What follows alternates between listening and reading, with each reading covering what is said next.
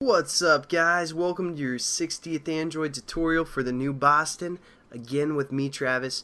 And what we're going to do in this tutorial is basically get our customization on, you know what I'm saying? Get some customized buttons going, a little bit of graphics, you know, some basic stuff, but can really make your app look so much better.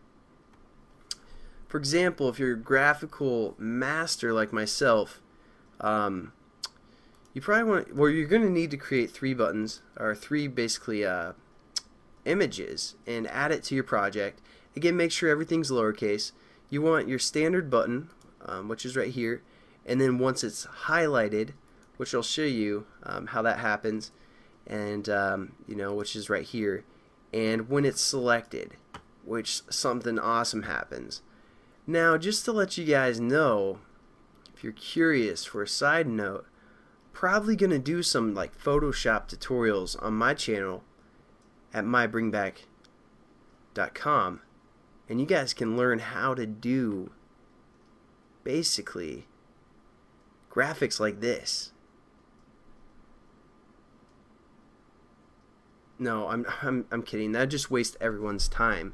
But you know, you are gonna want three graphics. These are each 75 pixels by 75 pixels. And you know, make sure when you label them, they're all lowercase when you put it into your drawable, and we're gonna go from there.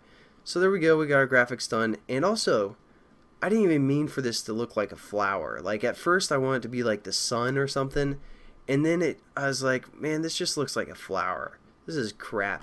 So I turned it into a flower. That's how much skill I have. So if you guys, you know, really want me to, I probably could teach you how to do some graphics like that. Alright, so now that we have our three graphics within our project, what we're going to do is we're going to right click on our drawable and go to New Android XML file, and you're like, what? Are you kidding me? In the drawable folder? Yes, guys, I'm serious. Like, this is where the magic's going to happen. And so what we're going to do is we're going to say custom button right in here, or whatever you guys want. Custom's fine. Make sure it's a drawable. And then down here, the root element for the XML file. This kind of gives us a starting ground. We can clean it out later, but it's easier if you just go down and hit selector. So choose that within this option here, and then hit finish. And it should look something like this. So now what we need to do is we need to add our three items, or three pictures within here, which are called items. We need one that's going to be just our regular picture, so we're going to say Android drawable equals at drawable / whatever you guys label it as. I label mine as plus, and there we go, we're done with our first item. Now what we need is we need to say if it's true when it's highlighted. If that's true, then we're going to want a different picture. So we're going to say state focused, which is basically meaning if it's highlighted or if it's being focused on. We're going to say if that's true, we want Android drawable to equal at drawable and then plus highlight, or again whatever you guys labeled your highlighted image as, and then finish off that item. And one last item here, and this is going to be our if it's actually pressed. So what we're going to do now is just say Android state pressed right here. If that's equal to true, then we want to also have a different background as well. So we're going to say Android drawable, and that's going to equal at drawable / plus selected, or again whatever you guys labeled these images as. So there we go, we basically set up our custom button.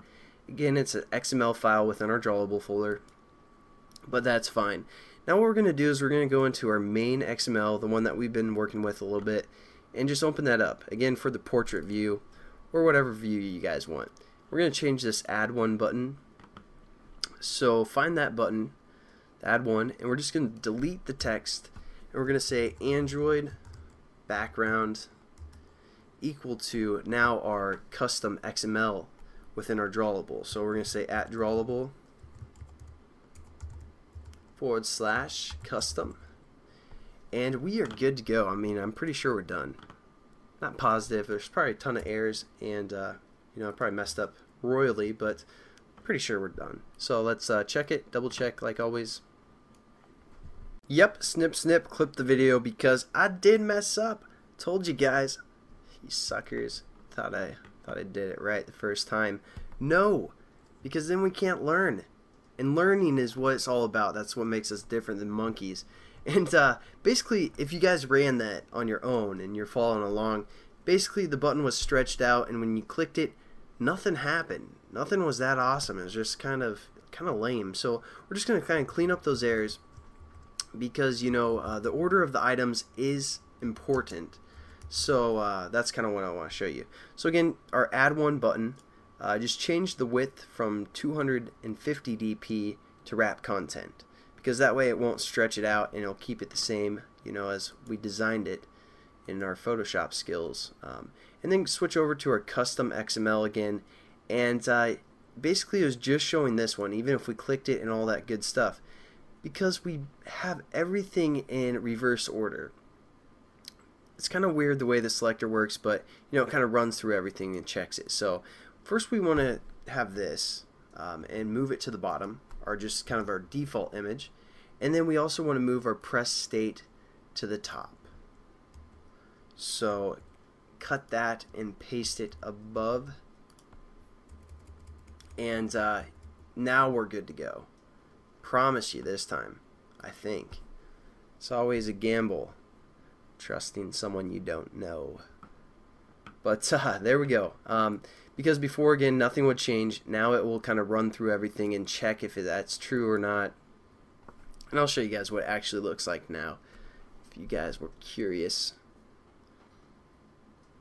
I just clipped the video because I don't want to waste your guys' time, because that'd be pointless. And let's open that up. There we go. We got our custom button. And you can also add text. Like, we deleted that text, you could have left that on, and it would print right over this button as is. So you guys can mess around with that as well. But as you can see, we just got our button. When we click it, you see that star for a little bit. Click and hold, we see our flower. I'm sorry. See our flower for a little bit. And you're like, where's the selected thing? You mess up again, Travis? And I'm not positive. But basically, what the selected is when you use these arrows, for example, like this button is selected right now, or highlighted, or focused, as the Android terminology is. Then we click up. Now this is focused, our button, custom button, and that's our highlighted one. So again, you can click it, and everything works fine. And I'll catch you guys in the next tutorial. Peace.